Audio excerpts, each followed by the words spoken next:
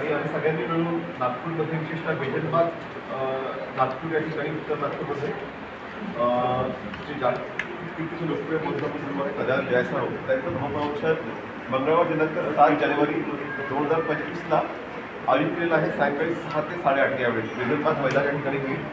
आणि आलोका ट्रस्ट, नागपूर सदस्य, युवा भीम मैत्र संघ, उद्योग संघ आणि संजीव संघ यांच्या संयुक्त विद्यमाने हा कार्यक्रम जो आहे तो आयोजित होत आहे.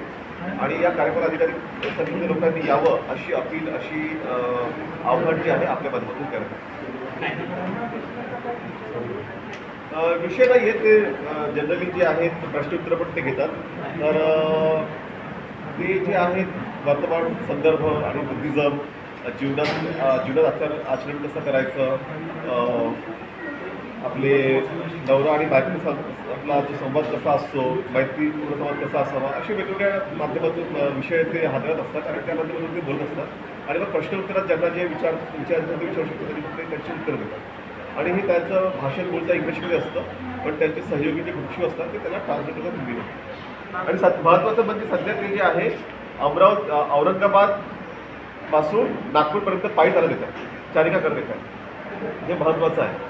म्हणजे हा जो काही 400 किलोमीटरचा प्रवास आहे औरंगाबाद संभाजीनगर ते नागपूर, हे पायी येतात आणि जिथे रात्र होईल त्या ठिकाणी टेंट घालून ते झोपतात. तर कठोर त्या गुजरातमध्ये त्याला म्हणतात की कठोर असं एक त्याचं एक हे असतं, समर्पण असतं, ते करतात. त्यांनी दरवर्षी टेंटमध्ये थांबतात आणि जास्त त्यांना जे जे लोक मिळतील त्यांना ते आपलं आश्वासन देतात, त्यांना समदेशन देतात. लोकांनी अधिकाधिक संख्येने यावं आणि हा त्यांचं दरवर्षी एकदा येत असतात. यावर्षी आपण उत्तर नागपूरला ठेवलेलं आहे. उत्तर नागपूरच्या लोकांनी अधिकाधिक संख्या, विशेषतः नागपूरच लोकांनी अधिकाधिक संख्येने यावं अशी अपील, अशी विनंती येत आहेत, नागपूरमध्ये येत आहेत. आणि ही चांगली परवडी आहे की नागपूरकर लोकांनी अधिकाधिक संख्येने या कार्यक्रमाला यावं. तर या माध्यमातून इतकीच विनंती आहे की आपण अधिकाधिक याचा प्रसार करावा. कारण भंतेजी जे आहेत हे थाई फॉरेस्ट ट्रेडिशनमधले मंक्स आहेत आणि मूळत्या ते ख्रिश्चन होते. नंतर ते थायलंडमधील एका भिक्षूला संपर्कात आल्यानंतर ते बुद्धिस्ट मंक झाले आणि सातत्याने गेल्या अनेक वर्षापासून, मला वाटतं 30 वर्षापासून ते भिक्षू जीवनात आहेत. आणि महत्त्वाचं म्हणजे त्यांच्यामध्ये करुणा अपार आहे.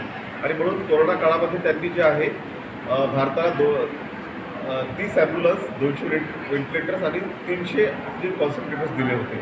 तर हे खूप चांगलं व्यक्तिमत्व आहे आणि त्यांचं जे दर्शन असतं ते दुर्लभ असते, कारण वर्षातून एकदाच ते येतात. तर मला एवढीच विनंती आहे की अधिकाधिक संख्येने लोकांनी या कार्यक्रमाला हजेरी लावावी. तिसऱ्यांदा पहिल्यांदा दीक्षाभूमीला आले होते 2023ला, मग भगवान नगर ग्राउंडला 2024ला आणि 2025ला बेजनबागला. तर दरवर्षी वेगवेगळ्या ठिकाणी आपण ते करतो आहे कार्यक्रम.